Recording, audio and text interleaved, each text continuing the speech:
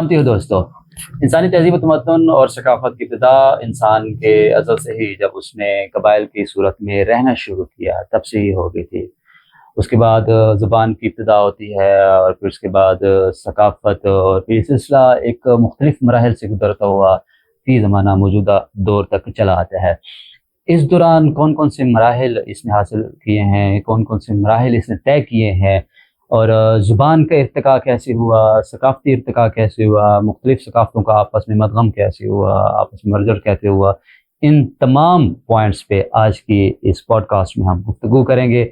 हमारे दरमियान मौजूद हैं बहुत ही मोहतरम मुहक्किक हैं, उर्दू के सराइकी के नावल निगार हैं, अदीब हैं और इंग्लिश ज़ुबान के प्रोफेसर हैं जनाब प्रोफेसर हबीब मोहाना साहब। इनसे आज हम गुफ्तगू करेंगे इन्हीं मौज़ूआत के हवाले से, लेकिन उससे पहले आप हमारे चैनल को लाजमी सब्सक्राइब कर लें ताकि आइंदा आने वाली वीडियोस भी आप तक पहुंचती रहें। तो प्रोफेसर हबीब मोहाना साहब को खुशामदीद भी कहते हैं और उनसे गुफ्तगू का आगाज़ भी करते हैं। सही बहुत मेहरबानी। सबसे पहले तो आपका बेहद शुक्रिया, आपने अपना कीमती वक्त निकाला और जिस तरह अभी मैं आपको कह रहा था, गुजारिश कर रहा था कि हम अपनी गुफ्तगू का आगाज़ उसी अंदाज में करेंगे कि जिस तरह एक शागिर्द एक उस्ताद से कुछ सीखने के लिए आया हुआ है। और आज मैं और मेरे जितने भी व्यूअर्स हैं, जितने भी ऑडियंस है, वो आपसे कुछ ना कुछ सीखना चाहेंगे। लेकिन मैं उन सबसे पहले कि हम कोई लंबी चौड़ी प्री हिस्ट्री की गुफ्तगू करें और तहजीब और कल्चर को और सकाफत को और तमद्दुन को, ज़बान को, लिसानियात को, इन सब को एलैबोरेट करने की कोशिश करें। मैं ये जानना चाहता हूँ कि हबीब मोहाना कौन है, कहाँ से आया है और इस मुकाम तक कैसे पहुंचा है। आप लोगों का बहुत शुक्रिया। मैं यहाँ आपसे सीखने के लिए आया हूँ और ये गुफ्तगू दो दोस्तों के दरमियान हो रही है। वो दरिया के किनारे बैठे हैं या किसी थल के टीले पर बैठे हैं। तो मेरा ताल्लुक द्राबन कलान से है। मैंने इंग्लिश किया, उस्ताद था प्राइमरी स्कूल में, फिर लेक्चरर लग गया। अब मैं एसोसिएट प्रोफेसर हूँ अंग्रेज़ी का। सही। अंग्रेज़ी, उर्दू और सराइकी में लिखता हूँ। इसके अलावा मुझे चीज़ों का शौक़ है, जानने का शौक़ है। मैं किसी चीज़ पर अथॉरिटी नहीं हूँ, क्यूरियोसिटी है मेरे अंदर और वो थोड़ा थोड़ा मतलब चीज़ों को मैं जानने की कोशिश करता हूँ। मैं ये बिल्कुल, मेरा दावा नहीं है कि मैं किसी चीज़ पर मेरी अपनी राय है तो वो अपनी राय है, वो मतलब किसी ज़्यादा इल्म और इसकी वजह से नहीं है। मेरी अपनी राय है और उसमें गलती भी हो सकती है, ठीक भी हो सकता हूँ। क्या इंसान को फ्रीडम हासिल है कि वो अपना ओपिनियन, अपनी राय रख सकते हैं? बिल्कुल रख सकता है। अगर ये फ्रीडम और ये ना होती तो फिर तो हम जैसे थे वैसे ही रहते। सही। मतलब अगर हम अपना आगाज़ समझते हैं स्टोन एज से या हंटर गैदरर के ज़माने से, वहाँ से समझते हैं, और अगर कोई राय को हम अहमियत ना देते तो फिर तो हम वहाँ पर रहते। अब दुनिया में अगर तब्दीली है, बहुत सारे स्टेजेस हैं इंसानी हिस्ट्री के। मुख्तसरन जो है वो स्टोन एज है, ब्रॉन्ज एज है और फिर आयरन एज है। इसके अंदर और भी हैं, इंडस्ट्रियल रेवोल्यूशन और बहुत सारी चीज़ें। तो अब ये तरक्की किस वजह से है? तरक्की वो जो एक इंडिविजुअल था, उसकी कोई सोच थी। सही।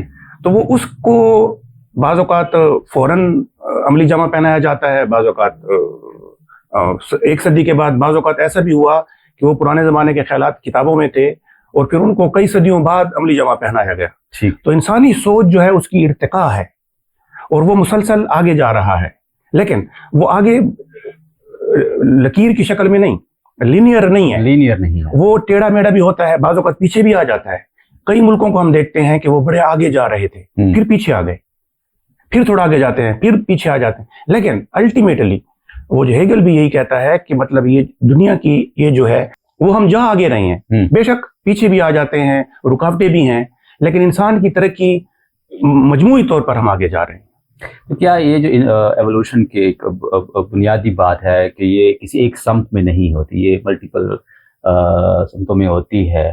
तो जो इंसानी फ़िक्र और इंसानी सोच की एवोल्यूशन है, जो इसका इर्तिका है, ये भी इसी तरह ये होता है कि मुख्तलिफ सिमतों में ये इवॉल्व करती है, मुख्तलिफ सिमतों में जाती है और फैलती है। बिल्कुल, क्योंकि मुख्तलिफ लोग मुख्तलिफ तरीक़ों से सोच रहे होते हैं। सही। मतलब मेरी सोच आपकी सोच बराबर नहीं है। तो अब इसमें अच्छाई भी है इंसानों के लिए, एक तो वैरायटी आती है, हमें बहुत सारे ऑप्शंस मिल जाते हैं।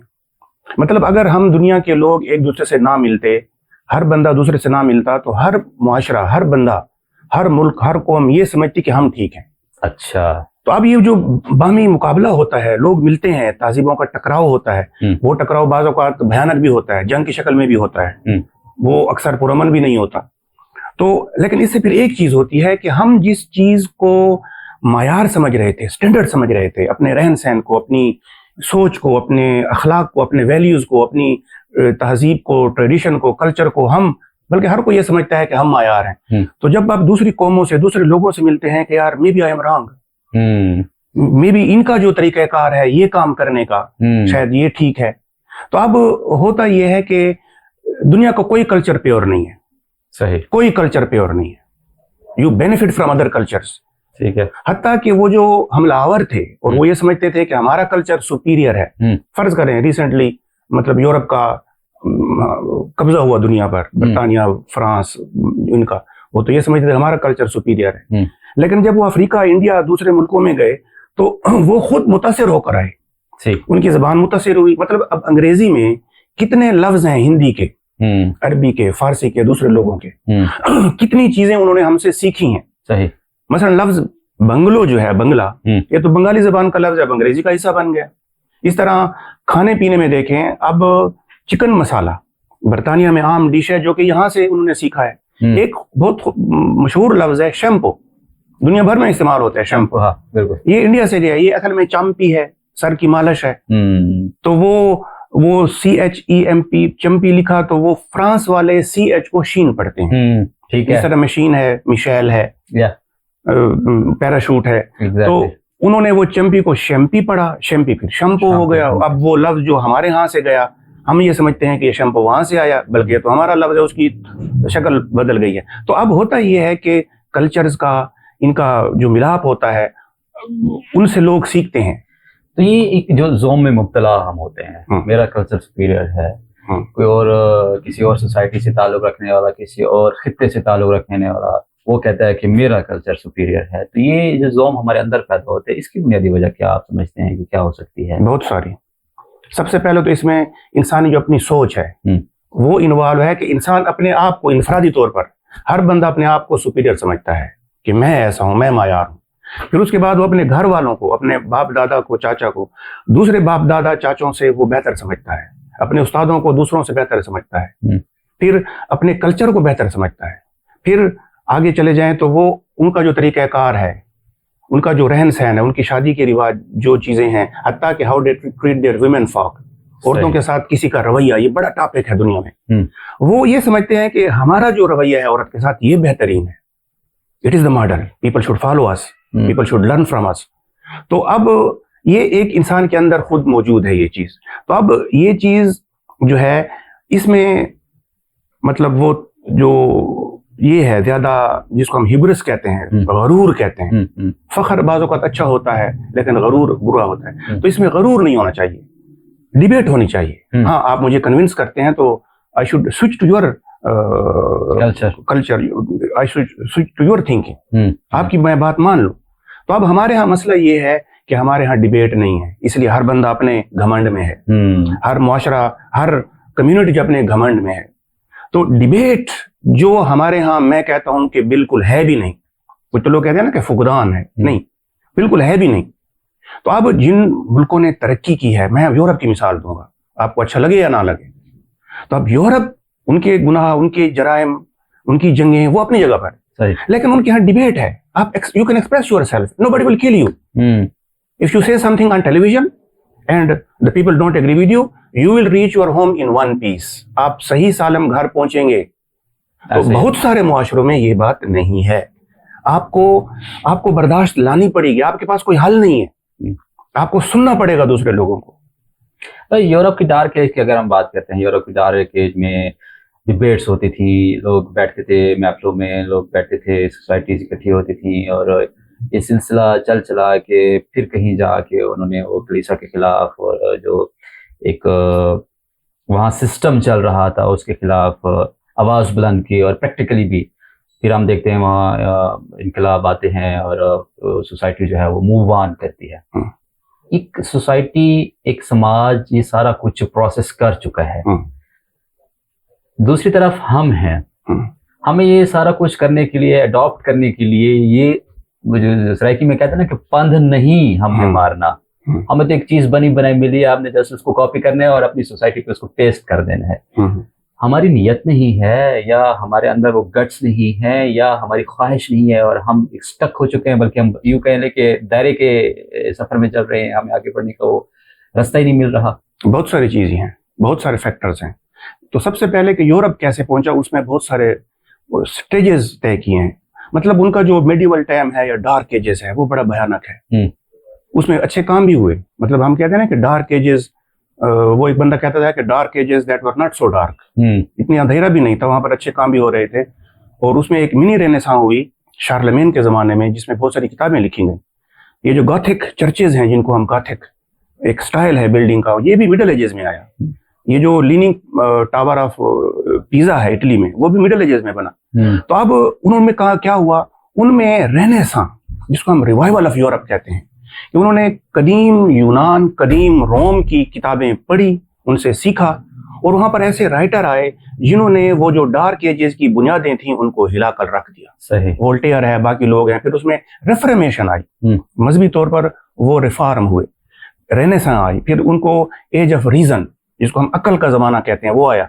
फिर हम कहते हैं कि इंडस्ट्रियल रिवोल्यूशन, जो कि बरतानिया में शुरू हुआ। पहले नंबर पर सबसे पहले वो इंग्लैंड में आया, दूसरे नंबर पर वो स्कॉटलैंड में आया, जिसमें वो स्टीम इंजन और ये जो कारखाने हैं कपड़े बनाने वाले, ये बड़े बुनियादी थे। अब ये तमाम चीजें जब वहां पर आई तो वो सोच तब्दील होती गई, सोच तब्दील होती गई। अब हमारे यहाँ मसला क्या है? हमारे यहाँ मसला ये है कि सबसे पहले हमारे यहाँ कोई इंटेलेक्चुअल इनकलाब नहीं आया। ये इंडिया, पाकिस्तान समझें, ईरान, अफगानिस्तान, ये सारा देखें, हमारे यहाँ ज़हनी इनकलाब। मुझ जैसे तालिब इल्म के लिए या मेरे व्यूअर्स के लिए आप थोड़ा सा इसको एलैबोरेट कर दें कि ये आखिर दानिशमंदाना इनकलाब या इंटेलेक्चुअल इनकलाब से क्या मुराद है आपकी? वो ये है कि मतलब वो किसी लॉजिक पर बेस हो, वो किसी साइंटिफिक सबूत पर बेस हो, वो किसी फलसफे पर बेस हो, वो आपके पास कोई मजबूत दलाइल हो। ठीक है। अब देखें, हमारे यहाँ लोग बादशाह थे, हिंदुस्तान, पाकिस्तान सारा समझ लें, ईरान वगैरह, अफगानिस्तान, यहाँ पर लोग लड़ते थे, जाती तौर पर लड़ते थे। एक बादशाह आया, एक ही गर्दन उठाई, खुद बैठ गया। फिर उसका दूसरा भाई आया, उसकी आंखों में सिलाई फेरी गरम, फिर वो खुद बैठ। अब हमारे यहाँ वो डिबेट नहीं होती थी कि एक बादशाह को डिबेट के जरिए कन्विंस किया जाए, लॉजिक की बुनियाद पर कन्विंस किया जाए कि why you are wrong in ruling the people, you should get the consent of the people, you should rule them. वो अंग्रेजी में एक बंदा कहता है कि वहां का लीडर जो है बरतानिया का, वो कहता है आई एम यूर लीडर, मैं आपका लीडर हूं, सो आई वुड फॉलो यू, हूं आपका लीडर लेकिन चलूंगा आपके पीछे पीछे। हमारे यहाँ क्या है? हमारे यहाँ अब हुआ ये है कि आप हमारे यहाँ जो हम आज क्यों इस तरह हैं, इसकी वजह यह है कि हम तारीख में हमारे यहाँ वो अक्ली और वो लॉजिकल चीजें और वो डिबेट, वो लॉजिक, किसी को कन्विंस करना, किसी को रीजन देना, ये नहीं हुआ। मतलब बरतानिया में अगर जमहूरियत, जो मॉडर्न डेमोक्रेसी है, वो बरतानिया में आई, कदीम यूनान में आई। तो बरतानिया में क्यों आई आखिर? सबसे पहला स्टेप उनकी जमहूरियत में, एक जमाने में उनके बादशाह बड़े जालिम थे, गर्दन उड़ा देते थे बंदे की, लेकिन 1215 में उनकी जमहूरियत में सबसे पहला काम क्या हुआ?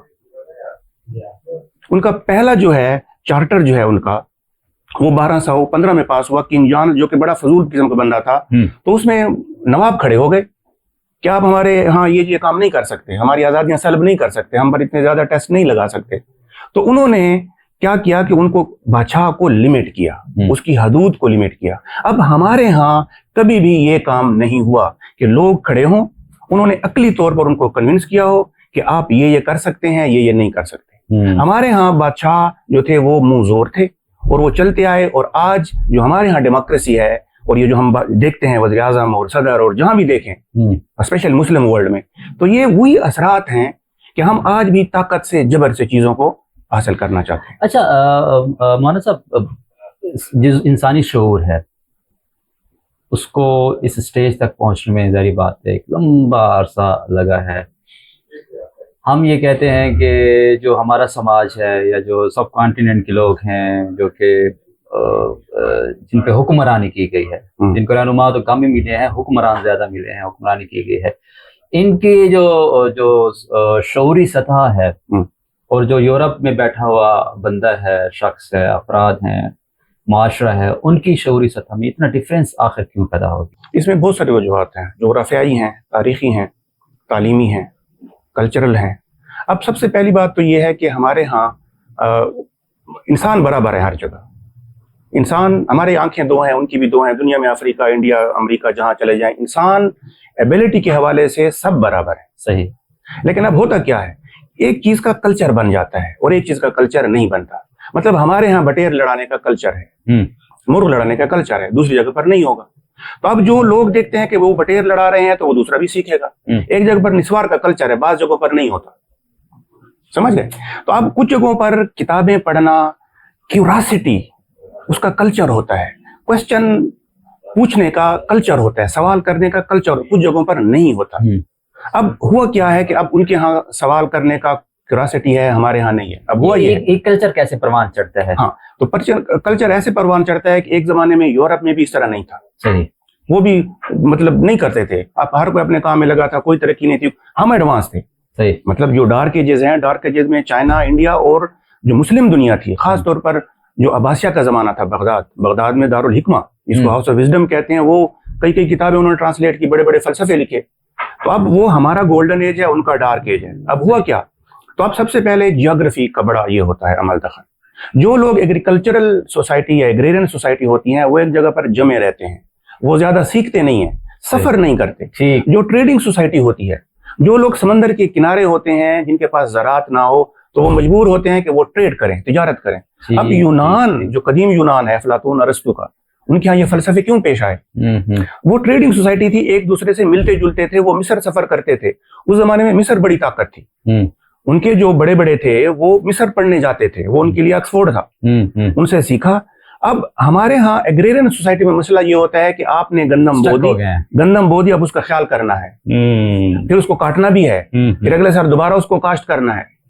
ایگریکلچر کے اپنے فائدے ہیں، اپنی خوبصورتیاں ہیں، وہ اپنی جگہ پر، لیکن اس کا پھر یہ بھی ہوتا ہے. اچھا، یورپ جو ہے، ایک تو وہ ٹریڈنگ سوسائٹی تھی، سفر کرتے تھے، سیکھتے تھے ایک دوسرے سے. اب جو سلک روٹ جس کو ہم شہرہ ریشم کہتے ہیں، وہ صرف سلک روٹ نہیں تھا جو کہ چلتا تھا چائنا سے اور شام سے گزرتا، پھر روم جاتا اور بڑے بڑے ملکوں میں جاتا. تو اس ٹریڈ روٹ پر not only the goods travelled but the thoughts, the religions, ideas, customs, books, they also travelled. اب دوسری بات یہ ہے کہ آپ کی جیوگرافی کیا ہے، یہ بڑی میٹر کرتی ہے. یورپ کے بارے میں کہتے ہیں کہ یورپ میرے ہاتھ کی طرح ہے. It is a peninsula of peninsulas. جگہ جگہ پانی گھسا ہوا ہے، آپ بڑی آسانی سے یہاں پر سفر کر سکتے ہیں کشتیوں پر، بڑی آسانی سے. اب وہ کہتے ہیں کہ افریقہ کی جیوگرافی بڑی وہ بدنصیب رہا ہے، وہ بڑا اس طرح زمین کا بڑا ایک چنک ہے، اس میں آپ سفر نہیں کر سکتے. لینڈ لاکڈ کنٹری بہت زیادہ ہیں، آپ سیکھ نہیں سکتے. پھر آپ کی رکاوٹیں ہیں، رین فارسٹ بڑی رکاوٹ ہے، سہارا جس کو ہم صحرائے اعظم کہتے ہیں، اب اس میں ترقی بڑی کم ہے. اتنے بڑے صحرا کو کون گزرے گا؟ اب یورپ والے بڑی آسانی سے ملتے جلتے تھے، ایک دوسرے سیکھتے تھے. فرینچ ریولوشن ادھر آیا فرانس میں، اور لوگ ولیم ورڈزورتھ اور دوسرے لوگ جو کہ انگلینڈ میں بیٹھے تھے، وہ ان سے متاثر تھے. وہ انقلاب روس والا روس میں آیا 1917 میں یا 22 میں، لیکن لوگ دنیا جو یورپ والے تھے اور ان سے سیکھتے. اب ان کے ہاں فاصلے کم تھے، سفر آسان تھا. پھر اصل کام جو کیا ہے وہ کیا ہے رائٹرز نے. آئی ایم سوری ٹو سے کہ ہم نے، آئی ایم سوری، میں بڑی معذرت سے کہوں گا، ہم نے انٹلیکچوئلز پیدا نہیں کیے، انٹلیکچوئل رائٹرز پیدا نہیں کیے جن میں اوریجنلٹی ہو. اوریجنلٹی، میں خود کہانیاں لکھتا ہوں، لیکن میں کہتا ہوں کہ وہ اوریجنل تھاٹ، وہ سوشل اور فلسافیکل اور وہ سائنٹیفک اور وہ پولیٹیکل تھاٹ اوریجنل جو ان کے ہاں آیا ہے، وہ ہمارے ہاں نہیں آیا. آئی ایم سوری ٹو سے. یہ جو ڈیجیٹل میڈیا آیا ہے جس نے دنیا کو ایک موبائل فون کے اندر سمو دیا ہے، ایک محاورتاً نہیں بلکہ حقیقتاً ہم اب گلوبل ولیج کا حصہ بن چکے ہیں. تو آپ کو لگتا ہے کہ اب یہ ارتقائی مرحلہ جو اسکول آف تھاٹ کی شفٹنگ ہے یا جو شعور کا سفر ہے، یہ اب ریپڈلی تیزی سے طے ہوگا؟ آسان ہو گیا ہے، لیکن شاید اتنی تیزی سے نہ ہو. آسان ہو چکا ہے. جس طرح سوشل میڈیا اپنے طور پر ایک بڑا ہتھیار ہے. ایک زمانے میں کتاب تھی، اس سے پہلے ٹی وی ریڈیو بھی تھا، تو ہم سمجھتے تھے کتاب تھی. کتاب سے پہلے جو تھا وہ زبانی چیزیں ہوتی تھیں، زبانی لوگ मैसेज पहुंचाते थे हर किस्म का। फिर किताब आई तो हमने कहा कि बड़ा इनकलाब है, फिर रेडियो आया तो हमने कहा कि ये तो बड़ा इनकलाब है, फिर टीवी आया तो हमने कहा तो अब तो कोई नहीं बच पाएगा, फिर सोशल मीडिया आया तो अब तो घर घर हर बंदे के पास मोबाइल है, बल्कि 2-2 3-3 है। तो हम कहते हैं कि यार ये तो सुबह उठेंगे तो दुनिया तब्दील होगी। नो, हो रहे हैं लेकिन आहिस्ता आहिस्ता। अब होता इस तरह है कि कल्चर की 2 किस्में हैं। एक कल्चर होता है मटेरियल और एक होता है मेंटल। सही। मटेरियल कल्चर ये है कि खाने पीने की चीजें हैं, घर हमारी जो इमारत है वो किस तरह की है, ये बड़ी आसानी से तब्दील हो सकते हैं, ठीक है। लेकिन मेंटल कल्चर ये है, it is your thoughts, it is your beliefs, ठीक है, how we treat our women folk, हमारा नजरिया क्या है जिंदगी के बारे में। अब ये दिमाग इतना आसानी से तब्दील नहीं होती है, इंसानी दिमाग भी तब्दील होते हैं, सोचें भी होती हैं। एक बंदा होता है वो मतलब अपनी 20-10 सालों में उसकी सोच तब्दील हो जाती है। लेकिन अब होता यह है कि मटेरियल कल्चर बहुत तेजी से तब्दील होता है। जिस तरह मिसाल ले लें गल्फ कंट्रीज की, सऊदी अरब, कतर, कुवैत, अब उनके बंगले देखें, स्काई स्क्रैपर देखें, गाड़ियां देखें, पोर्शे, लैम्बोर्गिनी, बुगाटी, फलां, लेकिन mentally where do they stand? मैं किसी को डिस्पैरेज नहीं करना चाहता, मेंटली कहां पर है वो? तो अब ये है कि हाँ, ये भी हम नहीं कहते कि इंसान तब्दील नहीं होता, इंसान तब्दील होता है, लेकिन उसकी जो सोच है, मेंटल कल्चर, वो बड़ा आहिस्ता होता है, बाज़-औक़ात नहीं भी होता। हाँ, बाज़-औक़ात पीछे भी आप आ जाते हैं, बाज़-औक़ात पीछे आ जाते हैं। आप कुछ मुल्कों की मिसालें ले लें, मतलब आप खुद ढूंढें कि मतलब कुछ मुल्क 50 साल 60 साल पहले कहां पर थे, आज कहां पर हैं, वो पीछे भी आए हैं। हाँ, हमें कहीं दूर नहीं जाना पड़ता, आपके करीब हैं, हम जहां से मुखातिब हैं, सबसे पहले तो हमारे ज़हन में वही मुल्क है। बिल्कुल। तो इसके पीछे फैक्टर्स क्या होते हैं कि हम पीछे की तरफ सफर कर लेते हैं, कल्चरली, मोरली, और जो हमारी प्रोग्रेस का सफर है वो बजाय आगे बढ़ने के हम पीछे जा रहे होते हैं, कि हम कहीं स्टक हो जाते हैं, हमारी डायरेक्शन गलत होती है, हमें कोई रोक लेते हैं, या कोई बैरूनी अनासर जो हैं वो कार फरमा होते हैं। ये तमाम चीजें हैं, बैरूनी भी हैं, अंदरूनी भी हैं, इंडिविजुअल भी हैं, आपके जो हुक्मरान हैं वो भी हैं। हुक्मरान देखते हैं कि ये अवाम किस चीज को पसंद करती है, तो बाज़ औक़ात अगर अवाम एक बैकवर्ड चीज को पसंद करती है, एक कल्चर है लेकिन वो है गलत, तो वो कहते हैं कि चूंकि अवाम को पसंद है तो हमने उनका वोट लेना है, तो वो खुद सियासतदान उस चीज में यकीन नहीं रखेगा, लेकिन लोगों को खुश करने के लिए वो ऐसा कल्चर बनाएगा कि वो कहेंगे कि मुझे वोट मिले। और बदकिस्मती से हमें ये देखने को मिलता है अपनी सोसाइटी पे, अपने मुल्क में, कि जो एलीट क्लास है, जो पॉलिटिशियंस हैं, उनका लाइफस्टाइल डिफरेंट है। बिल्कुल। वो लाइफस्टाइल जो आप और मैं जी रहे हैं, वो लाइफस्टाइल जो हमारा किसी देही इलाके का फर्द जी रहा है, जो हमारे रिमोट एरियाज के लोग जी रहे हैं, उनके लाइफस्टाइल में, और उस जो उनसे वोट लेकर हुक्मरान तबके में शुमार होता है, उसके लाइफस्टाइल, और वो उसको पसंद भी नहीं करता। बिल्कुल, क्योंकि उसकी वो उस थिंकिंग से बाहर निकल आया है। तो चलिए, वो तो बाहर निकल गया क्योंकि उसने बाहर सफर किया है, वो मुल्क से बाहर गया है, वो किसी दूसरे मुल्क में गया है, उस पे वहां पे जाके उसने कुछ नए स्कूल ऑफ थॉट से मुलाकात की है, कुछ नई चीजें सीखी हैं। जो बंदा यहाँ पे बैठा है और इसको किसी चीज की भी नए लोगों से मुलाकात नहीं हुई, नए कल्चर से मुतारिफ नहीं हुआ, एक तो ये वजह होगी कि इसने सफर नहीं किया। लेकिन क्या आपको ये लगता है कि हम अपनी सराउंडिंग से मोहब्बत भी करना शुरू कर देते हैं? जिस तरह वो जेल में कैदी की जेलर के साथ मोहब्बत की एग्जांपल्स दी जाती है, तो क्या ये हम कह सकते हैं कि जब हम अपने कल्चर से मोहब्बत का इजहार करते हैं, या कहते हैं कि जी मुझे अपने कल्चर से मोहब्बत है और मैं बाहर नहीं निकलना चाहता, तो उसके पीछे वही साइकोलॉजी काम कर रही होती है जो कैदी की जेलर के साथ मोहब्बत? यही भी है। इसके लिए एक साइकोलॉजी में नाम भी है, वो नाम मैं शायद भूल गया, कि वो बाज़ औक़ात वो जो टार्चरर है आपका, जो आपको तकलीफ देता है, वो आपको अच्छा लगता है। हाँ। इसके लिए स्पेशल टर्म है, मैं भूल गया। बहरहाल कल्चर में अच्छी चीजें भी हैं, ऐसे कोई नाम था। बिल्कुल, हाँ, मेरे ज़हन में भी। बिल्कुल। तो अब कल्चर जो है, मैं अपने कल्चर की बात करूंगा, कल्चर में नो डाउट बहुत अच्छी चीजें हैं, मतलब बहुत सारी चीजें हैं जिस पर मुझे फख्र है। लेकिन अब मसला ये है कि अब कल्चर में नेगेटिव चीजें भी होती हैं, समझ गए? अब मसला क्या है? मसला हमारे लिए वो नेगेटिव चीजें बना रही हैं। इसका ताल्लुक औरत के साथ भी है, इसका ताल्लुक तालीम के साथ भी है, इसका ताल्लुक कैसे हम माइनॉरिटीज को ट्रीट करते हैं उसके साथ भी है। तो अब ये है कि कल्चर में हमारी मेहमान नवाजी, मैं तो सलाम करता हूँ लोगों को। मैं एक दफा पहली मेरी पोस्टिंग थी कोड़ी होत स्कूल में, तो मैं साइकिल पर जा रहा था और मुझे रास्ता मालूम नहीं था और तकरीबन 15 किलोमीटर का फासला था। ये 1992 की बात है। तो रास्ते में मैंने एक बंदे से पूछा कि कोड़ी होत किस तरफ है, तो उसने कहा कि इस तरफ है, और वो उसकी ज़मीन में लोग काम कर रहे थे जिसको हम बस्कर कहते हैं, तो वो उनके लिए चाय लेकर जा रहा था। सही। तो उसने खड़े खड़े मुझे चाय का प्याला, मैं साइकिल पर खड़ा हूँ और उसने खड़े खड़े मुझे चाय का प्याला वहां पर पिला दिया। तो अब हमारे यहाँ मेहमान नवाजी है, ऑपरेशन है, हमारे यहाँ शादियां होती थी सराइकी कल्चर में, द्राबन में, मतलब आपकी शादी हो रही है, आपको बिल्कुल पता भी नहीं चलेगा, वो बिस्तर भी पहुंच गए और सामान भी पहुंच गया और आपको पता भी नहीं। इस तरह फोतगी में आज भी हमारे द्राबन में अगर खुदा न खास्ता कोई फोत हो जाता है तो वो फोतगी वाले को पता भी नहीं होता, वो कब्र है, तमाम चीजें हो जाती। हर कल्चर में अच्छी चीजें होती हैं और हर कल्चर में नेगेटिव चीजें भी होती हैं। अब नेगेटिव चीज पर आप जब फख्र करेंगे तो फिर मसला बनेगा। अच्छा, हम थोड़ा सा अब कल्चर से बाहर निकलते हैं, हम थोड़ा हिस्ट्री को डिस्कस कर लेते हैं। हिस्ट्री वैसे भी मेरा पसंदीदा मौजू रहा है और शौक भी रहा है, और आपसे हमें बहुत कुछ सीखने को मिलता भी रहा है, मजीद भी सीखना चाहते हैं। प्री हिस्ट्री की अगर हम बात करते हैं, जब इंसान यहाँ इन्वॉल्व कर रहा था, सेपियंस यहाँ इन्वॉल्व कर रहे थे, अगर हम जो थ्योरी ऑफ एवोल्यूशन की अगर हम बात करें, तो इस खित्ते में आपको लगता है कि जो एक्सटर्नल इन्वायरमेंट है वो यहाँ के समाजी स्ट्रक्चर को और इनफरादी या इज्तिमाई शऊर को बनाने में अमल दखल कर रही थी?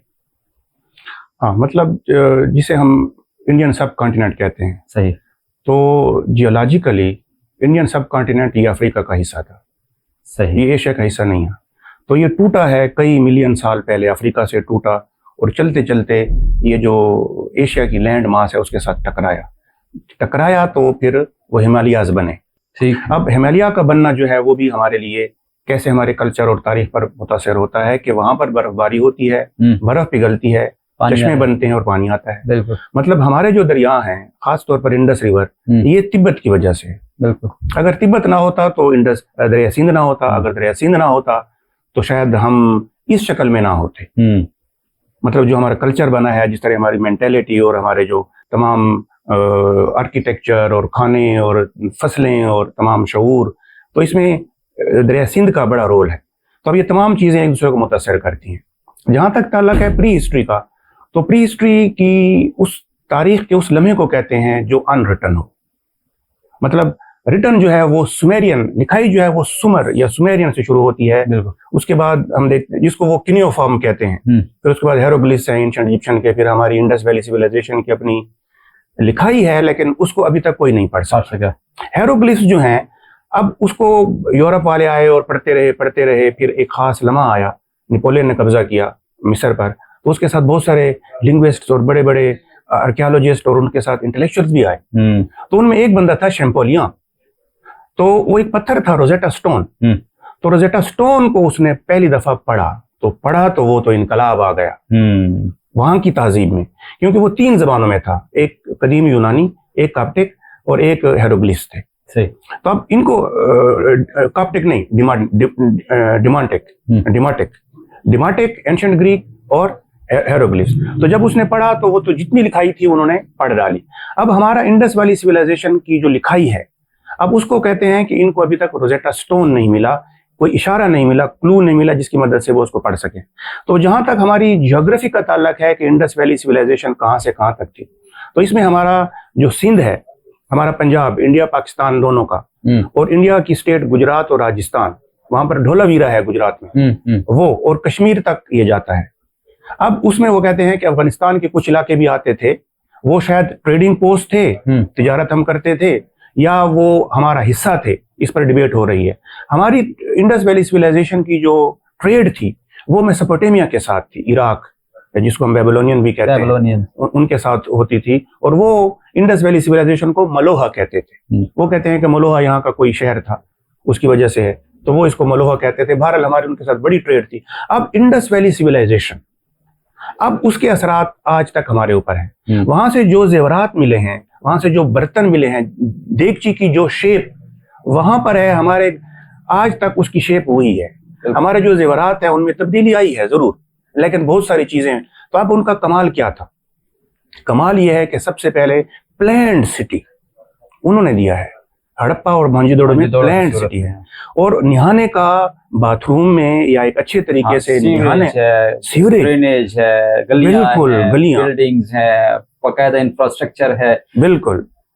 मोहनजोदड़ो में जो लिखा गया, अगर वो पढ़ लिया जाए तो हमारा जो मौजूदा समाज है उसमें उस पर कोई असर हो सकता है, या हम कोई उससे कोई नया हम हासिल कर सकते हैं? बिल्कुल सीख सकते हैं, क्योंकि असल सबसे पहले तो वो जो लिखाई है इंडस वैली सिविलाइजेशन वाली, वो लिखाई है बहुत थोड़ी। सही। वो वो कहते हैं कि बाज़ों का 3 लाइनें या 2 लाइनें ज़्यादा से ज़्यादा हैं, कम है, इतनी ज़्यादा नहीं है जिस तरह के वो एंशिएंट इजिप्शियन में है या सुमेरियन में है, क्यूनियोफॉर्म की शक्ल में। अब वो कहते हैं कि अगर हम पढ़ लेते हैं तो बहुत सारी चीज़ें डिकोड होती हैं। मसलन जितने तक हेरोग्लिफ्स को नहीं पढ़ा गया था तो लोग अंदाजे लगाते थे कि ये कौन है, ये बादशाह कौन है, ये कौन है, उनका मजहब क्या है, उनकी ट्रेडिशन क्या है, उनके शादी ब्याह के रिवाज, अंदाजे थे। तो जब पढ़ लिया तो अब तो वो तो डिकोड हो गया ना, वो तो सामने आ गया कि इनका क्या क्या मतलब है, इनके रिवाज का क्या मतलब है, इनके जो गार्ड्स थे उनका क्या मतलब है, किस बादशाह का किस जमाने तक दौरे हुकूमत है, कितनी डायनेस्टीज आई हैं। अब हम पढ़ लेते हैं तो जो हमने कुछ चीजें शायद अंदाजा लगाई हैं अपनी सिविलाइजेशन के बारे में, तो वो तो क्लियर हो जाएंगी कि इसका ये मतलब है। सही। अच्छा, थोड़ा सा हम मजीद पीछे जाते हैं। इंसान जब इज्तिमात की सूरत में रहना शुरू हुआ तो कल्चर को हम ये कह सकते हैं कि कल्चर की बुनियाद या सकाफत की बुनियाद उसी ज़माने से शुरू हो गई थी जब इंसान ने मजमे की सूरत में या कबीले की सूरत में रहना शुरू किया। बिल्कुल, मतलब अकेला कल्चर नहीं होता, एक बंदा इंडिविजुअल कांट मेक कल्चर। सही। कुछ लोग इकट्ठे होते हैं तो वो कल्चर बनाते हैं। अब कल्चर जो है उसमें बहुत सारी चीजें शामिल हैं, उसमें आपके खाने क्विजीन है, आपका आर्किटेक्चर है, आपका पॉलिटिकल सिस्टम है, आपके शादी ब्याह के रिवाज है, आपका म्यूजिक है, आपके बर्तन किस तरह है, जेवरात किस तरह है, बहुत सारी चीजें हैं। तो ये चीजें एक बंदा नहीं बना सकता, और कल्चर जो है वो ठहरता नहीं है। सही। उसमें एवोल्यूशन होता है, बाज़ औक़ात कल्चर मर भी जाते हैं। मसलन बहुत सारी जगहों पर जब यूरोपियन इंपीरियलिस्ट ने कब्जा किया अमेरिकाज में, साउथ अमेरिका में, नॉर्थ अमेरिका में, अफ्रीका में, ऑस्ट्रेलिया में, तो बहुत सारे कल्चर मादूम हो गए, बहुत सारी ज़बानें मादूम हो गई।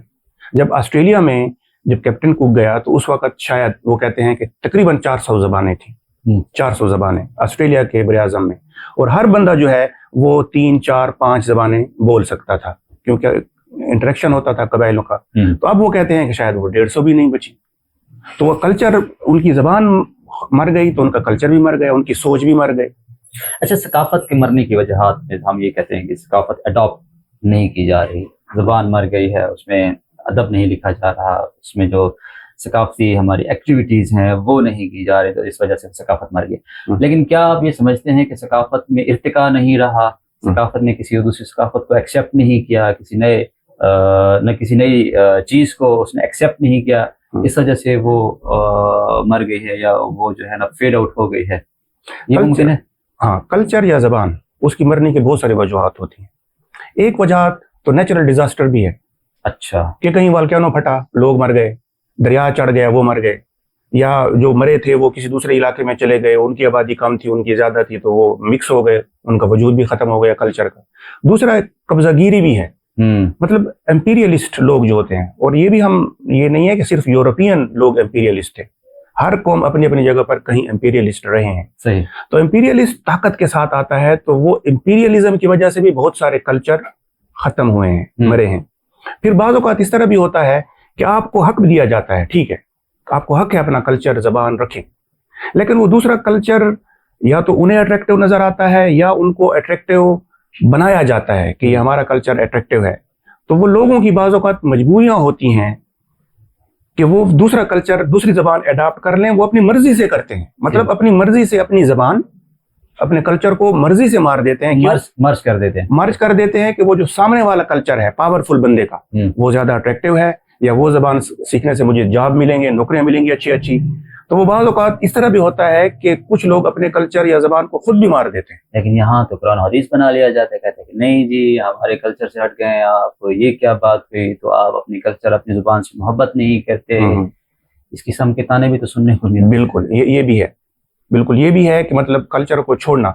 असल में होता ये है कि कल्चर जो है वो लोगों को इकट्ठा रखता है। कल्चर पुराने ज़माने में तो कल्चर लोगों को, कबीले को इकट्ठा रखता था, उसका फ़ायदा ये था कि आपको वो तहफ़्फ़ुज़ देता था, साथ साथ सज़ा भी देता था कल्चर। आप अगर जो बंदा कल्चर से निकलता, कल्चर की जो नॉर्म्स हैं, जो वैल्यूज़ हैं, उनको जो तोड़ता, یا تو ہم ان کو ملک بدر کرتے تھے, یا مار دیتے تھے, یا وہ خود بھاگ جاتا تھا, یا اس کو سزائیں دیتے تھے, یا اس کی مختلف جگہوں پر, مطلب ہمارے ہاں رواج ہے سر منڈوا دینا, یہ سزا ہے. یا آخری جو سزا ہے جو کلچر کو فالو نہیں کرتا تمہارا, ہم اس پر ہنستے ہیں.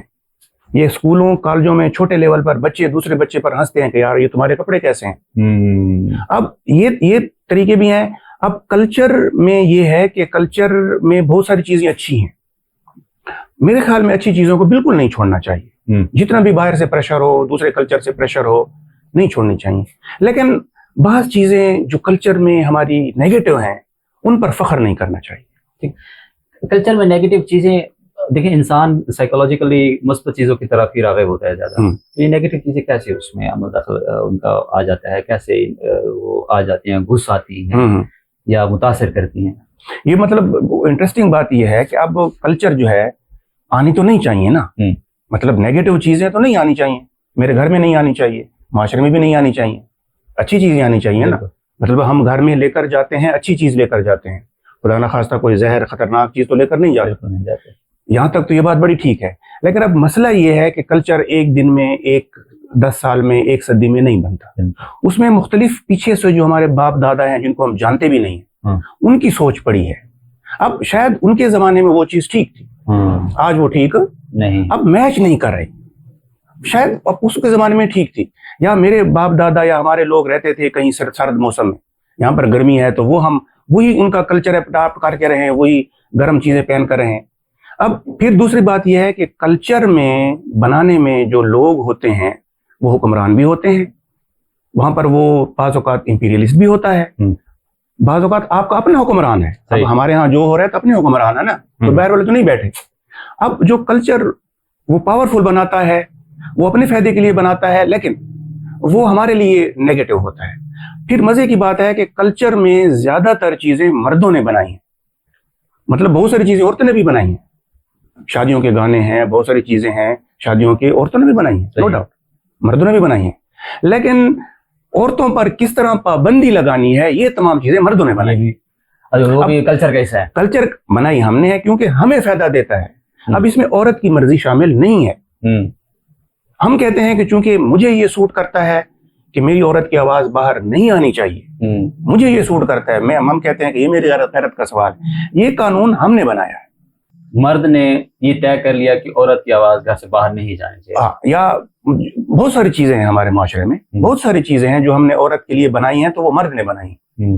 تو اب اس میں یہ ہے کہ وہ جو نیگیٹو چیزیں ہیں وہ بعض اوقات پاورفل طبقہ بناتا ہے. وہ پاورفل طبقہ حکمران بھی ہے, وہ پریسٹ بھی ہو سکتا ہے, وہ مرد بھی ہو سکتا ہے, وہ کوئی جاگیردار بھی ہو سکتا ہے. مذہب سے متاثر ہوتا ہے کلچر؟ بالکل, کلچر کو مذہب متاثر کرتا ہے اور ہر جگہ پر کرتا ہے. صحیح. مطلب یورپین سویلائزیشن وہ متاثر ہے عیسائیت سے. وہ خود بڑے فخر سے کہتے ہیں کہ جو یورپ آج ہے اس میں 4 تہذیبیں ہیں, 4 چیزیں ہیں, 4 عناصر. 2 مذہب ہیں جس کو کہتے ہیں جوڈیو کرسچن سویلائزیشن, اور 2 سیکولر تہذیبیں ہیں. صحیح. گریکو رومن, یونان اور روم. ان 4 تہذیبوں نے ان کو متاثر کیا. تو مذہب تو آلریڈی ان کو بھی متاثر کر رہا ہے. اگر انڈین کلچر دیکھیں تو اب ان میں بہت ساری چیزیں جو ہیں انڈین کلچر میں وہ ان کے مذہب کے مطابق ہیں. ہندوازم, ناچ گانا ان کے ہاں مذہب میں بھی ہے, کلچر میں بھی ہے. اب اسلام نے بھی جہاں جہاں گیا اس نے لوگوں کو متاثر کیا. اب ہمارے ہاں چونکہ ہم لوگ یا ہندو تھے یا بدھسٹ تھے, سکھزم اس وقت نہیں آیا تھا, اٹس فار ینگر دین اسلام. تو یہاں پر جو کلچر موجود تھا ہندوؤں کا, جو بھی کلچر موجود تھا, اب اسلام آنے سے بہت ساری چیزوں کو اس نے متاثر کیا, بہت ساری چیزوں کو. سمجھ, مطلب ہمارے ہاں بہت ساری چیزوں کو متاثر کیا. مطلب کھانے کو دیکھ لیں, کھانے میں ہم وہ چیزیں کھاتے ہیں جو اسلام میں حلال ہے. پکانے کا طریقہ بے شک انڈین والا ہے ہمارا, لیکن کھانے میں ہمارے کپڑے جو ہیں وہ بھی بھلا عربیوں کی طرح نہیں ہے, لیکن پھر بھی وہ اسلام میں جو چیزیں بتائی گئے ہیں وہ ان میں ہیں, عورتوں کے لیے مردوں کے لیے بھی ہیں. پھر ہم دیکھتے ہیں کہ بعض جگہوں پر ہم وہ اسلام والی جو کلچر ہے اس کو بعض اوقات فالو نہیں بھی کرتے. وہ ہمارے ہاں جو اپنا کلچر پرانے زمانے والا تھا وہ حاوی بھی آ جاتا ہے. اب ہوتا اس طرح ہے کہ آپ لوگوں کے ذہنوں کو تھوڑے ٹائم کا مطلب ہے کہ 200 سالوں میں, 400 سالوں میں, بعض اوقات 1000 سال میں بھی تبدیلی نہیں لا سکتے. تو اب ہمارے ہاں وہ جو یہاں کا پرانا کلچر تھا وہ جو بھی تھا اسلام سے پہلے پری اسلامک وہ بھی موجود ہے, اسلام کا کلچر بھی موجود ہے. اور پھر تیسرا کلچر آیا جو کہ بڑا نیا تھا, انگریز کے ساتھ آیا, یورپین کلچر. اب دیکھیں پاکستان میں یہ تینوں کلچر آپ کو نظر آتے ہیں ہر جگہ پر. ہمارا حکومت کا سسٹم جو ہے, تمام حکومت کا سسٹم وہ جو ان کا ہے برٹش سسٹم تھا, بالکل کولونیل مائنڈ سیٹ اور کولونیل نظام وہی چل رہا ہے. چائے پینا, مطلب چائے چائنا سے آئی ہے, ہمارے قریب میں ہے, لیکن ہمیں پتہ نہیں تھا کہ وہ چائے پی رہے ہیں. انگریز نے آ کے بتایا کہ یار یہ چائے اچھی چیز ہے, کیونکہ اس کا بزنس کا مسئلہ تھا. انگریز جب چائے لایا نیا تو پرانے زمانے کے لوگ کہتے ہیں کہ وہ بازار میں کھڑا ہوتا تھا اور کمپنی کا بندہ ریڑھی پر, تو وہ لوگوں کو اکٹھا کر کے مداری کی طرح چائے بناتے, تو پھر وہ چائے تھوڑی تھوڑی لوگوں کو پلاتے کہ یار یہ ذائقہ ہے, اور جاتے وقت ان کو ایک پوڑی بھی دیتے مفت میں کہ گھر بناؤ. اب سگریٹ, یہ ٹماٹر, یہ آلو, مکئی, یہ چاکلیٹ, یہ تمام چیزیں انگریز سے آئی ہیں. یہ سرخ مرچ جس پر ہم اتنا بڑا فخر کرتے ہیں کہ ہم زیادہ مرچ کھاتے ہیں, سرخ مرچ ہماری نہیں ہے, میکسیکو سے آئی ہے. ایسٹ انڈیا کمپنی لائی ہے, ایسٹ انڈیا کمپنی لائی ہے, ان کا بزنس تھا. اب ہم اتنی پسند آ گئے کہ ان سے زیادہ کھاتے ہیں. اب ہمارے کپڑے جو ہیں کوٹ پینٹ شرٹ بوٹ ان سے آیا ہے. اب مسئلہ یہ ہے کہ کلچر کو پھر موسم بھی متاثر کرتا ہے. ہمارے جو ہندوستان پاکستان میں ہماری جوتی جو ہے, ہماری چپلی, اس کے اندر تو سوراخ ہے, وہ تو ہمارے موسم کے مطابق ہے. وہ چپلی کے اندر سوراخ اس طرح جس طرح کمرے کے اندر ونڈو ہوتا ہے. اب بوٹ جو ہے وہ تو ہمارا کلچر نہیں ہے, شاید سردیوں میں پہنتے ہوں, لیکن ان کے یہاں سردی تھی. اب زیادہ تنگ کپڑے پہننا یہ بھی سرد علاقوں کا کلچر ہوتا ہے کہ کہیں سے ہوا نہ جائے, ہر چیز کو بند رکھو, ٹائی بھی بند رکھو کہ ہوا نہ جائے. ان کی مجبوری تھی.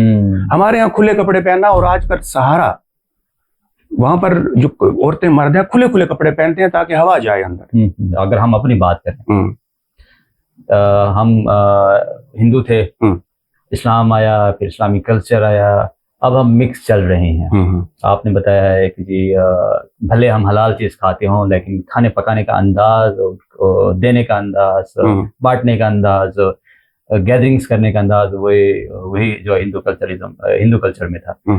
یہ ہمارے لیے ٹھیک ہے, یا ہمیں کسی ایک کلچر کو چھوڑ دینا چاہیے اور دوسرے کو اڈاپٹ کر لینا چاہیے؟ میں پہلے بتا چکا ہوں کہ کوئی کلچر خالص نہیں ہے. ٹھیک. اب ہوتا یہ ہے کہ جس چیز میں آپ کو آسانی ہو, اب ہمارا پاکستانی معاشرہ یہاں پر ایکسٹریم اس طرف بھی ہو سکتے ہیں, اس طرف بھی ہو سکتے ہیں. ہمارا پاکستانی کلچر جو ہے ان تینوں کو ساتھ لے کر چل رہا ہے. صحیح. پری اسلامک کلچر بھی چل رہا ہے ہمارے ساتھ, اور اس میں وہ چیزیں ہیں زیادہ تر کہ جو مطلب ہمارے ریلیجن کے خلاف بھی نہیں ہے, وہ چیزیں چل رہی ہیں. اور اسلام والی چیزیں بھی چل رہی ہیں. ساتھ جب انگریز آیا تو اس میں بھی کچھ چیزیں ایسی ہیں جو کہ ہم نے قبول کی ہیں تو چل رہا ہے. مطلب سگریٹ ہے اور پیپسی ہے اور دوسری کچھ چیز برگر ہے. اب دیکھیں کتنی چیزیں آ گئیں. تو اب میرے خیال میں جیسے آپ کو آسانی ہوتی ہے, تو اگر ہمارے لوگوں کو آسانی ہے جس طریقے سے چل رہے ہیں, تو اگر وہ چل سکتے ہیں تو وہ چلنے دیں, اس میں کوئی مسئلہ نہیں ہے.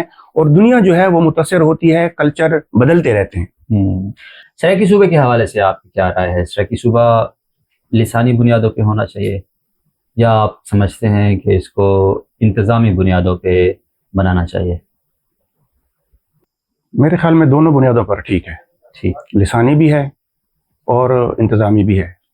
اس میں جو ہمارا کلچر ہے, تہذیب ہے سرائیکی, ایک تو وہ محفوظ بھی ہو جائے گی اور اس کو مزید ترقی کرنے کے موقع بھی ملیں گے, اور لوگوں کو بھی کچھ سیٹسفیکشن ملے گی کہ ہاں میرا کلچر زبان اس کو ریکگنیشن مل رہی ہے اس نام سے, وہ نام جو بھی ہو, سرائیکی وسیب ہو, سرائیکستان ہو. اور انتظامی حوالے سے بھی وہ بڑی سہولت ہوگی لوگوں کو. پاکستان کا آبادی کے لحاظ سے پنجاب جو ہے بہت بڑا صوبہ ہے. اتنے بڑے صوبے دنیا میں بہت کم ہیں. جو اتر پردیش ہے وہ اس سے تھوڑا بڑا ہوگا آبادی میں, لیکن اتنے بڑے صوبے اور اس میں اتنے بڑے بڑے سفر. تو اگر آپ سرائیکی وسیب یا سرائیکستان بناتے ہیں تو اس میں لوگوں کو بھی آسانی ہوگی. مطلب بکھر والے کو آسانی ہوگی, ڈیرہ غازی خان والے کو, راجن پور والے کو, رحیم یار خان والے کو آسانی ہوگی, بجائے اس کے کہ وہ کہیں دور جائیں. تو اب نئے صوبے بنانا یہ کوئی نئی بات نہیں ہے, یہ دنیا میں ہوتا رہتا ہے, ہر جگہ ہوتا ہے. انڈیا میں بہت دفعہ ہوا ہے. وہاں پر انہیں ہریانہ بنایا ہے پنجاب کو توڑ کر, انہوں نے جھارکھنڈ بنایا ہے, چھتیس گڑھ بنایا ہے, انہوں نے مطلب اور بہت سارے صوبے بنائے ہیں, اور مزید بنانے کا ان کا پروگرام بھی ہے. تو ہمیں میرے خیال میں اپنے آپشنز اوپن رکھنے چاہیے, بحث ہونی چاہیے, اور اس بات کو راستہ بند بالکل نہیں کرنا چاہیے کہ یہ کام ہم نہیں مانتے, یہ نہیں ہو سکتا. آپ کو پھر ایک جگہ پر ایک مقام پر آ کر دینا پڑے گا، کیونکہ اس کے پیچھے جو سوچ ہے، اس کے پیچھے جو ایفرٹس ہیں، پیچھے جو طوفان ہے. مثلاً اب سرائیکی رائٹرز ہیں، سرائیکی دانشور ہیں، سیاسی ورکرز ہیں، وہاں پر سرائیکی اسٹوڈنٹس ہیں، سرائیکی کا کتنا کام چل رہا ہے. تو اب وہ میچیور ہو رہا ہے، اب آپ کو ایک جگہ پر مقام پر آ کر ماننا پڑے گا، ان کو ریکگنیشن دینی پڑے گی، صوبہ دینا پڑے گا. صحیح، صوبہ دیتے ہیں، لیکن کیا آپ نہیں سمجھتے کہ جتنے چھوٹے یونٹس ہوں گے اتنا انتظامی طور سے وہ یونٹ مضبوط ہوگا اور وہ یونٹ بالکل ترقی کر سکتا ہے. ہم سرائیکی صوبے کی ہم اگر بات کرتے ہیں، سرائیکی صوبہ پھر ملتان سے شروع ہوتا ہے اور ٹانگ تک چلا جاتا ہے. ملتان، لیا، جھنگ، ڈیرہ غازی خان، بھکر، میاں والی، خوشاب، کسی حد تک سرگودھا، اور پھر یہاں سے چلو ہم آگے اس طرف چلے جاتے ہیں تلگنگ کی طرف، اور پھر ان علاقوں میں تو ایک ہی زبان بولی جاتی ہے، سرائیکی یا سرائیکی لبولا جیسے ملتی جلتی پنجابی. لیکن ڈیرہ اسماعیل خان اور ٹانک میں اگر ہم بات کریں اب تو یہاں پر تقریباً 50-50 کی ریشو ہو گئی ہے پشتو زبان بولنے والے اور پشتو کلچر اپنا افراد کی مستقل رہائش ہے. آپ کو نہیں لگتا کہ اب ڈیرہ اسماعیل خان اور ٹانک کا سرائیکی صوبے کے ساتھ شامل ہونا تھوڑا سا مشکل ہو گیا ہے کہ یہاں پہ تو اب آبادی 50-50 کی ریشو رکھتی ہے، شرح رکھتی ہے، پشتون کہاں جائیں گے پھر؟ کیا وہ واپس چلے جائیں گے یا ہمارے ساتھ ہی سرائیکی صوبے میں آئیں گے؟ سرائیکی صوبے میں رہیں گے. اب دیکھیں بہت ساری جگہوں پر سندھ میں بھی سرائیکی بولنے والے ہیں، بلوچستان کے اندر کتنی زیادہ زبانیں ہیں. وہاں پر نصیر آباد ڈویژن سرائیکی بولتا ہے، وہاں پر براوی بولنے والے بھی ہیں، پشتون بولنے والی بہت بڑی آبادی ہے. اس کے ساتھ ساتھ ہزاروی یا وہ جو دری زبان بولنے والے وہ بھی ہیں.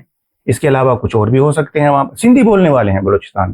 اب جب صوبہ بنتا ہے تو اس میں یہ بالکل کہیں پر نہیں ہوتا کہ وہ جو دوسری زبان بولنے والے ہیں ان کو خدا نخواستہ وہاں پر نکال دیا جائے یا ان کے ساتھ ڈسکریمنیشن ہو. نو، ایسی بات نہیں ہے. جتنے تک سوال یہ ہے کہ آبادی کتنی ہے پشتون کی یا سرائیکی کتنی ہے، اب اس میں ہوتا یہ ہے کہ آپ نے بعض جگہوں پر آ کر یہ فیصلہ کرنا ہوتا ہے، ایک ڈیٹ مقرر کرنی ہوگی کہ مطلب جو لوگ یہاں پر فلاں سن فرض کیا 1980، 1970، 1960، کوئی ڈیٹ مقرر کرنی ہوگی، اس پر طے کرنا ہوگا کہ جو لوگ اس وقت رہ رہے تھے اس کے مطابق ریفرنڈم ہو یا ان کو دیکھا جائے. مطلب اس طرح ہوتا ہے کہ کچھ ملک اس طرح کرتے ہیں کہ وہاں پر وہ اپنے لوگوں کو بسا دیتے ہیں. مثلا کچھ صوبوں میں اس طرح ہوتا ہے کہ وہ اپنی آبادی کو دکھانے کے لیے دوسرے لوگوں کو بساتے ہیں. مثلا کیوبیک جو ہے فرانس میں، وہ فرانسیسی بولتے ہیں اور ہر 10 سال بعد وہاں پر ریفرنڈم ہوتا ہے کہ کیا آپ آزاد ہونا چاہتے ہیں اور you want to remain part of Canada. تو وہاں پر جب ریفرنڈم ہوتا ہے تو وہاں پر حکومت کا یہ ہوتا ہے، کوشش ہوتی ہے کہ وہاں کیوبیک میں جو باہر سے آئے ہوئے لوگ ہیں، انڈین ہیں یا دوسرے ہیں، ان کو وہاں پر بسایا جائے تاکہ وہ ووٹ جو ہے ہمارے حق میں ڈالیں. تو اب دیکھیں سرائیکی پٹھان ہم صدیوں سے ایک دوسرے کے ساتھ رہ رہے ہیں. مائی فرسٹ لینگویج میری سرائیکی ہے، دوسری میری زبان پشتو ہے. مطلب جو ہمارا کلچر ہے وہاں پر تو کوئی تضاد بھی نہیں ہے، ہم تو بڑے پیار محبت سے رہ رہے ہیں. تو اگر ہم نے بہت زیادہ وقت گزارا ہے پشتونوں کے ساتھ تو یہ بھی ہو سکتا ہے کہ پشتون پھر سرائیکی صوبے میں کچھ وقت گزارے، کیونکہ ہمارے ہاں کوئی اختلاف نہیں ہے، ہمارے ہاں کوئی ایسی کوئی چپکلش یا کوئی تاریخ بھی نہیں ہے اس بات کی. اور سرائیکی تو ویسے بھی محبت کا نام ہے. ہمارا کلچر، ہماری موسیقی، ہمارے جو مطلب جھومر ہے اور چیزیں ہیں وہ تو لوگوں کو اپنے ساتھ ملاتے ہیں. اس میں یہ تو نہیں ہے کہ ہم کسی کو نکالتے ہیں. جی اوکے. اچھا، ایک اسکول آف تھاٹ ہے انکلوڈنگ می، تو کہتا ہے جو یہ سمجھتا ہے 9 نومبر 1901 لارڈ کرزن نے ایک لکیر کھینچی، اس لکیر سے پہلے کا جو ایریا تھا اگر ہم اس کو صوبے کی صورت میں اپنا لیں اور اس کے لیے زیادہ ایفرٹس کریں، زور لگیں تو وہ زیادہ مناسب ہوگا. صحیح ہے. آپ کی کیا رائے ہے اس بارے میں؟ اب دیکھیں وہ جو آئے تھے انگریز یا جو بھی امپیریلسٹ ہوتا ہے وہ اپنے مفاد کو دیکھتا ہے، اپنی ایڈمنسٹریشن کو دیکھتا ہے، اس وقت کے حالات کو دیکھتا ہے. تو یہ ضروری نہیں کہ ہم ان کی جو چیزیں ہیں ان کو فالو کریں. تو ایک زمانے میں ہم حصہ تھے پنجاب کے، یہ ڈی خان جو تھا ضلع، ہم پنجاب کا حصہ تھے، بلکہ پورا صوبہ سرحد جو تھا وہ سارا پنجاب کا ہی حصہ تھا. 1901 میں لارڈ کرزن نے مطلب یہ بنایا. تو اب اگر ایک زمانے میں نہیں تھا اور بن گیا نا، تو اب یہ بھی ہو سکتا ہے کہ ہم دوبارہ واپس ادھر چلے جائیں. اب یہ بھی تو ممکن ہے نا.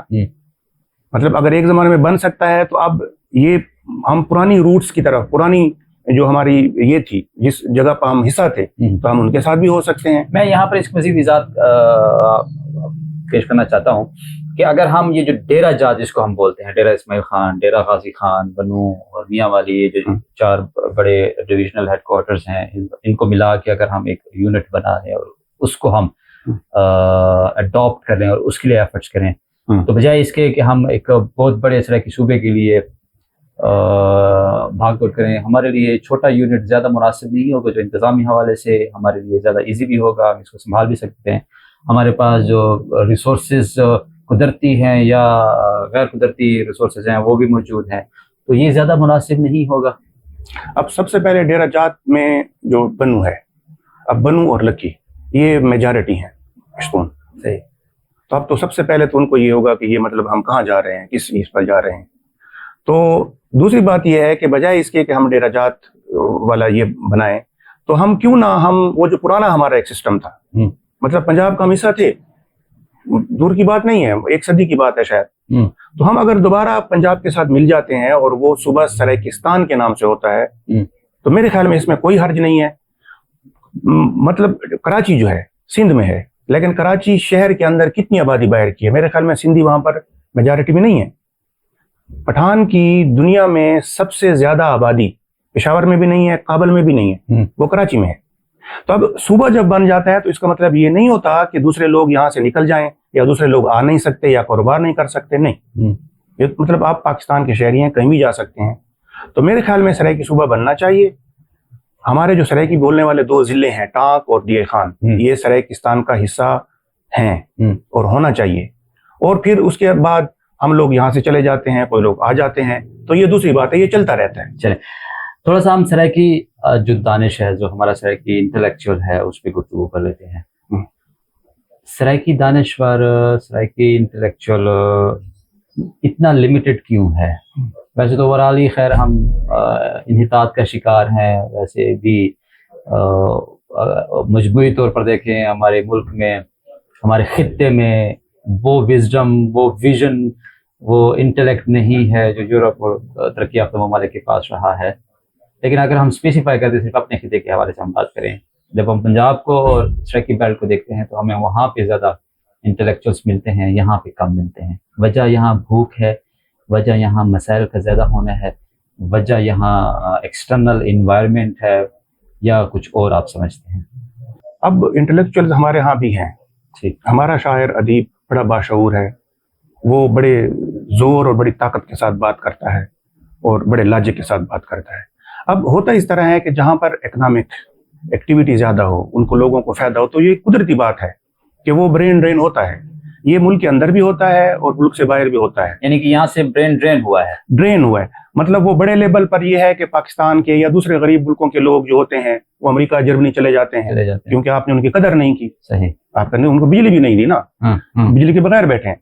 और फिर इंटरनल भी होता है, शायद मुल्क के अंदर भी होता है कि वो जो ज्यादा अट्रैक्टिव इलाका होता है तो आपके लोग वहां पर चले जाते हैं। तो अब चूंकि ज्यादा सराइकी पंजाब के अंदर है तो उनके लिए लाहौर जो है वो ज्यादा अट्रैक्टिव है। तो बहुत सारे हमारे सिंगर, बहुत सारे राइटर जो बाज़ औक़ात सराइकी में भी लिखते थे फिर उर्दू में शुरू कर दिया, जो बाज़ पहले सराइकी में गाते हैं फिर पंजाबी में या उर्दू में गाना शुरू कर दिया, तो वो हमारे यहाँ सराइकी वज़ेब से एक ब्रेन ड्रेन भी हुआ है। हमारे जर्नलिस्ट वो मतलब छोटे छोटे जो शहर थे हमारे, वहाँ से चल कर लाहौर चले गए क्योंकि वहाँ तनख्वाह ज़्यादा है, इज़्ज़त ज़्यादा है, फोरम बड़ा है। तो मेरे ख्याल में इंटेलेक्चुअल्स हमारे वहाँ भी हैं। हमारा शायर जो अदीब है बड़ी पावर फोर्स के साथ बात करता है। लेकिन आप नहीं समझते कि हमारा इंटेलेक्चुअल या हमारा शायर अदीब हमारी महरूमियों को, हमारी कमियों को, हमारी कमज़ोरियों को ज़्यादा ग्लोरीफाई करता है, जिसकी वजह से जो उसके हल्का असर है, जो उसको पढ़ रहा है, वो समझता है कि ये महरूमियाँ, ये कमियाँ, ये कोताहियाँ बहुत ही ज़बरदस्त चीज़ हैं और वो इसको बजाय छोड़ने के उसको कंटिन्यू रखते हैं। बिल्कुल, ये दोनों बातें हैं कि हम उन महरूमियों पर फख्र भी करते हैं, ठीक है, हम कहते हैं कि ये सही है, रोमांटिक है। सराइकी शायरी में, सराइकी नसर निगारी में हमें चीजें बहुत ज्यादा कॉमन मिलती हैं कि हम अपनी महरूमियों को बहुत ज्यादा ग्लोरीफाई करते हैं। ग्लोरीफाई करना क्या होता है कि हम उसको बहुत ज्यादा जिक्र करते हैं, पब्लिक करते हैं, बहुत ज्यादा लोगों के सामने उसका इजहार करते हैं। اور اس پہ کرتے نہیں ہیں بلکہ بتاتے ہیں کہ یار ہم اتنے شوتے ہیں، ہم اتنے میسنے ہیں. تو اس سے آپ نہیں لگتا کہ نئی نسل جو ابھی آج کی جو نسل ہے وہ بھی اس محرومی کو ایکسیپٹ کر رہی ہے، بجائے اس کے کہ ہم ریزسٹ کریں، ہم اس محرومی سے باہر نکلیں، ہم اس چیز کو گلوریفائی کرنے کے بجائے اس کو برا کہیں اور کیٹیگوریکلی کہیں، ہم اس کو ایکسپلور کرتے ہیں مزید اور اس کو لکھتے ہیں اور شاید یا فخر بھی کرتے ہیں. یہ بات اپنی جگہ پر بالکل ٹھیک ہے کہ ہم گلوریفائی کرتے ہیں محرومیوں کو اور اپنی چیزوں کو، لیکن اس کے ساتھ ساتھ دوسری طرف بھی ہے. ہمارا شاعر ادیب اپنی محرومی کا ذکر بھی کر رہا ہے. کتنے جگہوں پر شاعروں نے مطلب وڈیروں کو چیلنج کیا ہے، اسٹیبلشمنٹ کو چیلنج کیا ہے، بڑے بڑے لوگوں کو چیلنج کیا ہے. ایسی بات بھی نہیں ہے. مطلب وہ یہ بھی بتاتے ہیں کہ مطلب یہ جو جاگیردار ہے یا وڈیرا ہے وہ ایسے جی رہا ہے اور میں ایسے جی رہا ہوں. احتجاج بھی ہے، حق مانگنا بھی ہے. دوسری طرف یہ بھی ہے ہمارے پاس. اب مسئلہ کیا ہے؟ مسئلہ یہ ہوتا ہے کہ ادیب یا شاعر، اس کی جو فکر یا سوچ ہوتی ہے وہ عام آدمی سے مختلف ہوتی ہے. جس طرح وہ عام لوگ چیزوں کو دیکھتے ہیں وہ اس طرح نہیں دیکھتے. اس کا جو سینس آف بیوٹی ہے وہ شاید وہی ٹوبہ ہے پانی والا جو آپ کے لیے محرومی ہے. لیکن ایک شاعر یا میں ہوں، مطلب میں خود اپنی بات کروں تو مجھے بھی بعض اوقات وہ ٹوبہ، وہ محرومی، وہ چیزیں مطلب جو آپ محرومی کہہ رہے ہیں مجھے وہ رومانٹک لگتا ہے.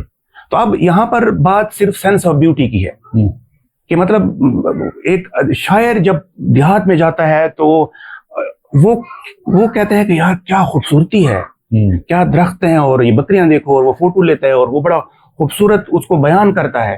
لیکن اگر آپ معاشیات کا اسٹوڈنٹ وہاں پر چلا جائے یا کوئی دوسرا بندہ چلا جائے وہ تو کہے گا کہ یہاں تو غربت ہے، یہ تو بیچارے بڑے پیچھے رہ رہے ہیں.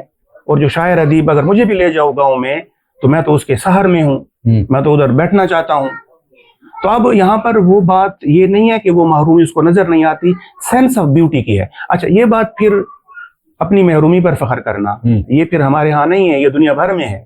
ولیم ورڈزورتھ تو یہ شاعر لوگ جو تھے رومانٹکس برطانیہ والے، وہ ترقی کے خلاف تھے. ٹھیک ہے، وہ سمجھتے تھے کہ ترقی جو ہے وہ انسان کو کسی اور ڈائریکشن، بالکل اس کے نقصانات بھی ہیں، کلچر سے دور لے جانے کے ساتھ ساتھ اور بھی نقصانات ہیں. تھوڑا سا آپ کی ناول کے اوپر بات کرتے ہیں.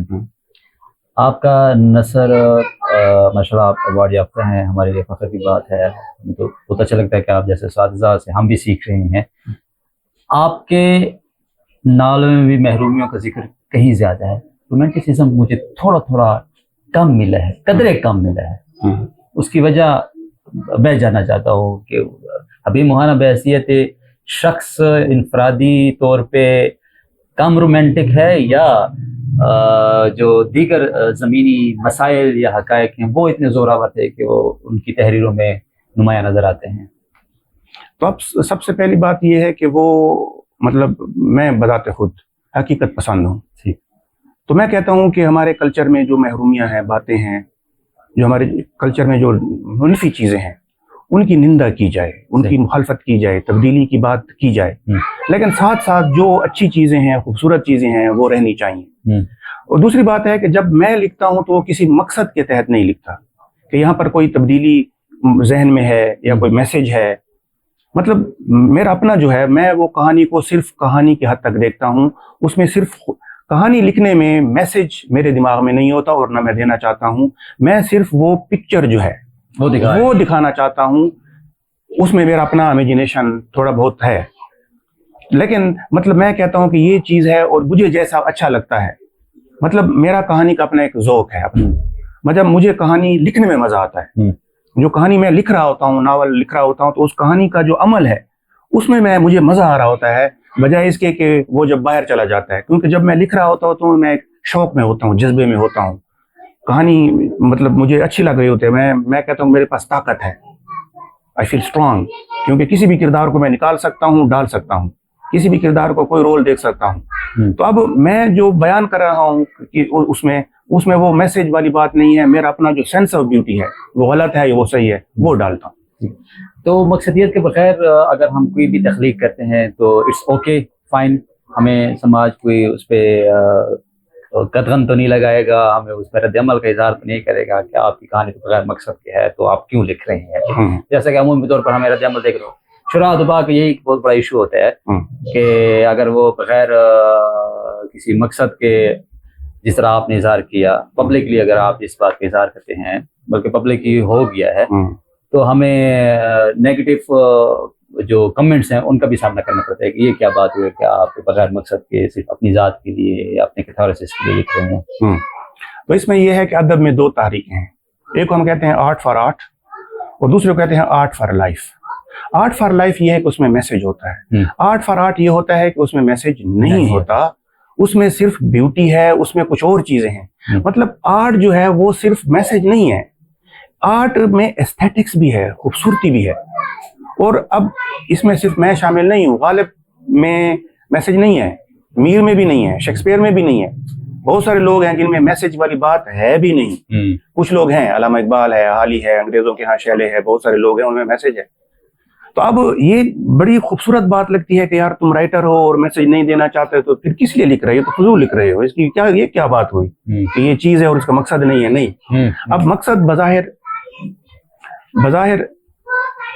बज़ाहिर मकसद नहीं है, लेकिन उसमें एक ब्यूटी है। ब्यूटी खुद बजाते खुद एक मकसद है और एक बहुत बड़ी जबरदस्त चीज है। शेक्सपियर के अंदर जो खूबसूरत जुमले हैं तो वो तो कोई मैसेज नहीं है उसमें। तो अब होता ये है कि अगर आप किसी मसले को लेकर बहस करते हैं, यार हमारे यहाँ बिजली का मसला है, करनी चाहिए ना बात, जमहूरियत का है, इंसानी हकूक का मसला है, इंसान गायब हो रहे हैं ये भी मसला है, बहुत सारे मसले हैं। अब होता ये है कि अगर आप किसी मसले पर लिखते हैं तो आज तो मसला है, कल नहीं होगा, आज तो है, लेकिन आर्ट अपनी जगह मौजूद है। अब फिर जो नज़म आपने बिजली के बारे में लिखी है कि बिजली नहीं है, गैस नहीं है, गली खराब है, फलां है, ठीक है, वो कल लोग उसको समझ भी नहीं सकेंगे। मसलन कोल्ड वार में जो नावल लिखे गए, जो लिटरेचर और फिल्में बनाई गई, आज उनका क्या होगा? बड़ा कमाल किया उन्होंने, बड़ी चीजें लिखी। अब एक बात तो ये होती है कि जब आप किसी मसले पर लिखते हैं, मसला शायद कल ना हो और कल वाले लोग उसको समझ भी नहीं पाएंगे कि यार ये किस बात। मसलन अगर पाकिस्तान में हालात ठीक होते हैं और बिजली एक सेकंड के लिए नहीं जाती, जिस तरह कुछ मुल्कों में नहीं जाती, तो वो आपकी बात को समझेगी भी नहीं कि यार आपका 3 दिन से ट्रांसफार्मर खराब है, ये क्या बात है। बिल्कुल। फिर दूसरा मसला इसमें यह है कि एक मसला जो है ना, मसला वो शायद आपके लिए है, मेरे लिए नहीं है, मेरे लिए मसला है, उनके लिए मसला है, वो उसको मसला मानता भी नहीं है। मैं कहता हूँ कि यार ये बड़ी चीज है, बड़ा मसला है, मैं एहतजाज करता हूँ, वो कहते हैं यार ये क्या, ये तो मसला है भी नहीं। मसले के ऊपर दुनिया में मुत्तफिक भी नहीं है लोग।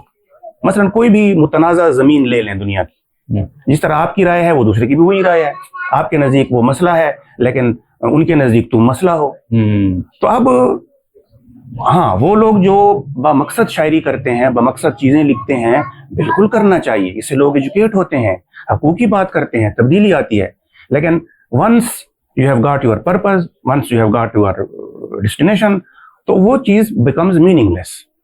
सही, बहुत शुक्रिया, आपसे गुफ्तगू हमने की, अभी भी तशना लबी है, बहुत कुछ हम जानना चाह रहे थे, बहुत कुछ हम सीखना चाह रहे थे, लेकिन जो गुफ्तगू बाकी रह गई है उसको हम नेक्स्ट किसी एपिसोड में ज़रूर शामिल करेंगे और तवील नशिस्त दोबारा आपके साथ रखेंगे।